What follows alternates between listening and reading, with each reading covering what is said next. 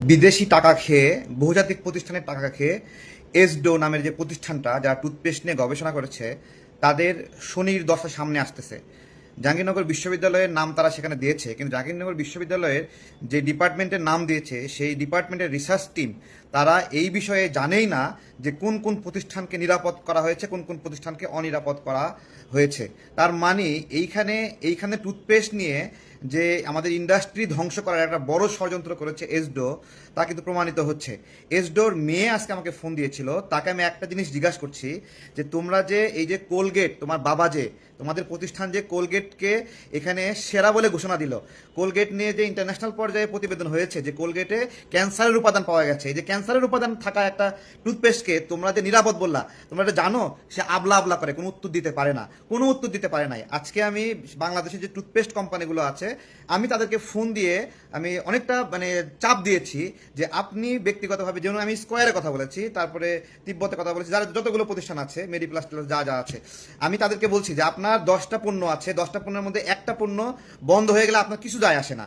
যেমন স্কোয়ারের 100টা পণ্যের মধ্যে একটা পণ্য বন্ধ হয়ে গেলে স্কোয়ারের কিছু যায় আসে না, কিন্তু আমাদের টুথপেস্ট ইন্ডাস্ট্রি যে বন্ধ হয়ে যাবে, আমাদের টুথপেস্ট ইন্ডাস্ট্রি যে ক্ষতির মুখে যাবে, এটার দায় কে নেবে? এই একটা কথা আমি জিজ্ঞাসা করছি যে আপনাদের এক একজনের 20 টাকা 50 টাকার প্রোডাক্ট, কিন্তু পুরো টুথপেস্ট ইন্ডাস্ট্রিকে ধ্বংস করে ইন্ডিয়ান কোলগেটকে সামনে আমাদের চেষ্টা করেছে।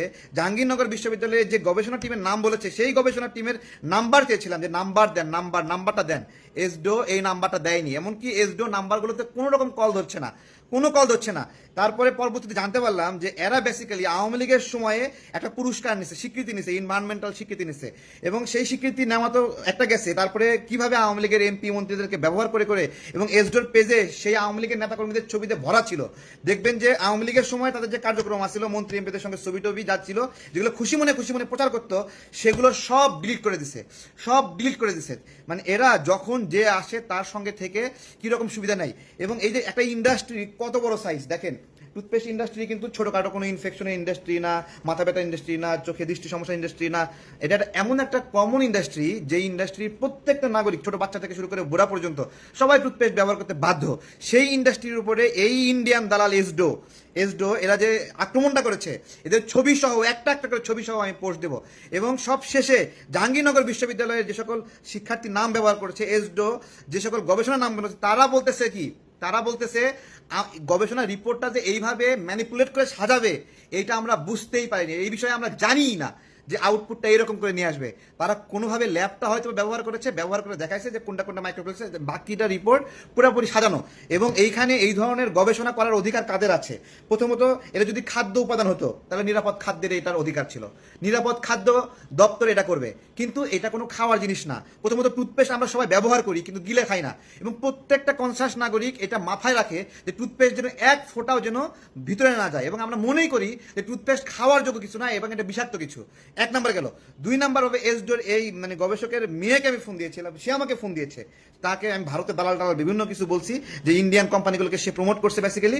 তো সে ক্ষিপ্ত, তার বাবাকে নিয়ে আমি কেন লিখছি, ওকে একটা জিনিস জিজ্ঞাসা করছি, উত্তর দিতে পারে নাই। বলছি টুথপেস্ট কি খাদ্যপণ্য নাকি খাদ্যপণ্য না, এক নাম্বার জিজ্ঞাসা করছি। তখন এবং বলছি এটা কি ইন্টারনাল নাকি এক্সটার্নাল বডি, ইন্টারনাল সাইডে যাওয়ার জন্য নাকি এক্সটার্নাল সাইড। প্রথমে সে বলছে ইন্টারনাল সাইড। আমি বললাম আসলে কি ইন্টারনাল সাইড, এটাকে আমরা খেয়ে ফেলি, ঢক করে টুথপেস্ট খাই।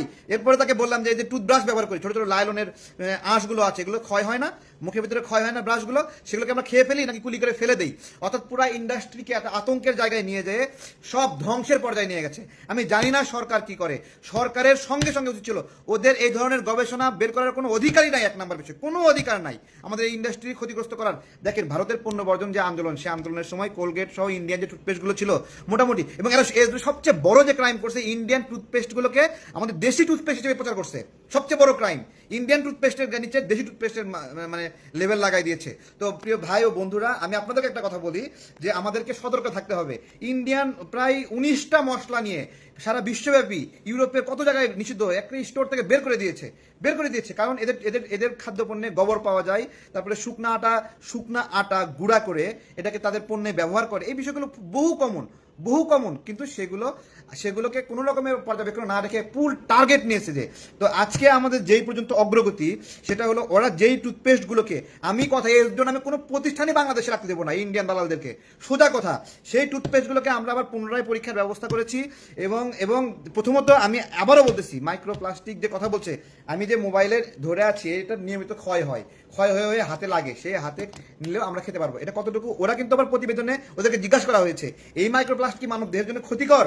যেই মাইক্রোপ্লাস্টিক আপনি খাচ্ছেনই না, ফেলে দিচ্ছেন কুলি করে, সেই মাইক্রোপ্লাস্টিক ক্ষতিকর কিভাবে? ছাই, একটা গাছের গুঁড়ি দিয়ে ছাই নিয়ে আপনি দাঁত ব্রাশ করেন, আপনি কি ছাইটা খেয়ে ফেলেন? ছাই কি আস্ত খাওয়া যায়? খান না, আপনি ফেলে দেন। মেসোয়াক করেন, মেসোয়াকের যে গাছের গোড়া দিয়ে ঘষেন, গাছের মানে আঁশগুলো মুখের ভিতরে রেখে থাকে না, সেটা কুলি করে ফেলে দেন না, এই কোনো কিছুই মানে খাদ্যপণ্য না। আমাদের ইন্ডাস্ট্রি ধ্বংসের জন্য যে কার্যক্রম, এই কার্যক্রম বিষয়ে আপনারা পুরোপুরি সচেতন হন। প্রথমত ওরা হিট অ্যাটাকটা করছে দেখেন, মানে প্রথমত এই ধরনের কার্যক্রমের যে বিষয় থাকে, যে সবচেয়ে জনপ্রিয় যে টুথপেস্ট থাকবে ওইটাকে হিট করতে হবে, এবং প্রাইমারিলি ওই হিট করে পুরো মার্কেটটা নষ্ট করে দেবে। এরপরে যখন রিভার্স পলিসি আসবে, তখন তো প্রথম যেভাবে ভাইরাল হয়েছে পরবর্তীতে সেভাবে ভাইরাল হবে না, পরবর্তীতে সেভাবে নিউজটা হবে না, ফলে মানুষের মনে একটা ভয় এবং আতঙ্ক ঢুকে থাকবে।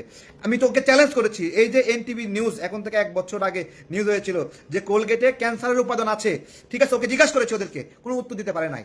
যে আপনি যে একটাকে নিরাপদ বললেন, যেটাতে ক্যান্সারের উপাদান আছে, মাইক্রোপ্লাস্টিক বুঝলাম, আপনারা হলো দেখেন মাইক্রোপ্লাস্টিক তো আপনি খেয়ে ফেলতেছেন না, কিন্তু যে ফ্লুইডটা ব্যবহার করা হয়, এই ফ্লুইডটা কিন্তু এক ধরনের রসালো জিনিস, এই রসটা আপনি খেয়ে না ফেললেও কিন্তু আপনার জিভায় লাগবে, আপনার স্কিনে লাগবে, তাহলে যেটাতে ক্যান্সারের উপাদান, তার মানে আপনার গালে ক্যান্সার সৃষ্টি করবে। মাইক্রোপ্লাস্টিক গালে ক্যান্সার সৃষ্টি করুক বা না করুক, ওই ফ্লুইডটা, কোলগেটের যে ফ্লুইড, সেটা কিন্তু আপনার ক্যান্সার সৃষ্টি করতেছে। সেই গবেষণাই কিন্তু এখানে রয়েছে ইন্টারনেটে, কিন্তু দেখেন এরা কি আগে। এবং যখন ভারতীয় পণ্য বর্জন আন্দোলন আমরা শুরু করেছি, এই কোলগেটে সারা বাংলাদেশে বিশাল বাজার ছিল, বিশাল বাজার মানে বিশাল বাজার। এবং আমরা যখন শুরু করলাম, তারপরে যখন এটা ক্যান্সারের উপাদানের বিষয়টা সামনে আসলো, এই সব কিছু মিলে এই কোলগেটের উপর বড় একটা ধাক্কা আসছে, এবং ওরা আজকে সেই প্রতিশোধটা নিল বাংলাদেশের ইন্ডাস্ট্রির উপর টুদ্রে। এবং কার মাধ্যমে? এই এসডোর মাধ্যমে। আমি বাণিজ্য মন্ত্রণালয়ে কথা বলেছি, আমি আমার জায়গা থেকে খাদ্য অধিদপ্তরের কথা বলেছি, বিএসটির কথা বলেছি, বিএসটিকে সরাসরি বলছি, আপনারা শুধু এইটুকু বলবেন যে এসডো তত্ত্বাবধায়ক কোনো প্রতিষ্ঠান কিনা, বাংলাদেশের তদারকি কোনো প্রতিষ্ঠান কিনা, এদেরকে সরকার কোনো দায়িত্ব দিয়েছে কিনা, তাহলে এরা এই কাজটা করে কিভাবে? এই জন্যই আমি বলেছিলাম যে এনজিওগুলো যে আশেপাশে ঘোরাঘুরি করে না, এনজিওগুলো ঘোরাঘুরি করে না, এগুলো টাকা বানানোর মেশিন, একটা করে দোকান খুলে বসে টাকা বানানোর মেশিন। 1 নম্বর টাকা বানানোর মেশিন, 2 নম্বর কি জানেন? এগুলো হলো বিদেশি অর্থায়নে আমাদের নাগরিকদেরকে ধর্মান্তরিত করার একটা প্রক্রিয়া, ধর্মান্তরিত করার প্রক্রিয়া। আপনি কম টাকা লাগতেছে, একটু বৃত্তি দিচ্ছে, বিভিন্ন কারণে একটা এনজিওতে গিয়ে আপনার বাচ্চাকে পড়াচ্ছেন, ঠিক আছে, আপনার বাচ্চাকে আপদমস্তক একজন নাস্তিক বানাবে অথবা অন্য ধর্মে কনভার্ট করবে। আপনি সামান্য খাদ্যের জন্য একটা এনজিওতে দিচ্ছেন আপনার বাচ্চাকে পড়ানোর জন্য, একবারে ডিরেক্ট অন্য ধর্মে রূপান্তরিত করে ফেলে দেবে। নিয়ন্ত্রণ করতে পারবেন? এর দায় কার? এর দায় রাষ্ট্রের, এর দায় সরকারের। সরকারের টাকার অভাব পড়ছে নি ভাই, আমরা অন্যান্য খাতে বরাদ্দ চাই না, কিন্তু এই এনজিওগুলোর যে অবৈধ কার্যক্রম যা হবে, শিক্ষা ব্যবস্থা কোনো বিদেশি সংস্থা থাকবে না, সব সরকারকে করতে হবে, শিক্ষা মন্ত্রণালয় করতে হবে, না করতে পারলে বলতে হবে করতে পারে না, যারা করতে পারবে তারা এসে করবে। কিন্তু এনজিও ভিত্তিক যে শিক্ষা কার্যক্রম, এইটা কোনোভাবে নিরাপদ কোনো কার্যক্রম না। ঠিক একইভাবে এনজিও, এই যে এনজিও একটা কি গ্যারান্টি? ও যে আমি বলছি যে ভারতীয় কোম্পানিদের টাকায় ও এই গবেষণা কার্যক্রম 1 বছর ধরে চালাইছে, 1 বছর ধরে বিভিন্ন জায়গায় যায়, বাচ্চাদের মুখ চেক করে, তারপরে দাঁত চেক করে, বিভিন্ন কিছু চেক করে, মানে এই সমস্ত কিছু মিলে তারা একটা ঘুরতে সবাই ভাবতে হয় ভালো কাজই করতেছে, কিন্তু মাঝখান থেকে এই যে তারা বিভিন্ন তথ্য নিয়ে ম্যানিপুলেট করে আমাদের টুথপেস্ট ইন্ডাস্ট্রিকে ধ্বংস করার ষড়যন্ত্র করেছে। এর কি হবে বলেন? এসডোকে আইনের আওতায় নিয়ে আসতে হবে, এই দালালদেরকে, এই ভারতীয় দালালদেরকে গ্রেপ্তার করতে হবে, এবং এরা যে ইন্ডাস্ট্রি 1000 কোটি টাকা ক্ষতি করছে, 1000 কোটি টাকার, আমি 100 বার লাইভ করেও এই সত্যগুলো প্রকাশ করে মানুষের কাছে পৌঁছাতে পারবো না, ওরা এক ধাক্কা দিয়ে যেভাবে পৌঁছায় দিচ্ছে।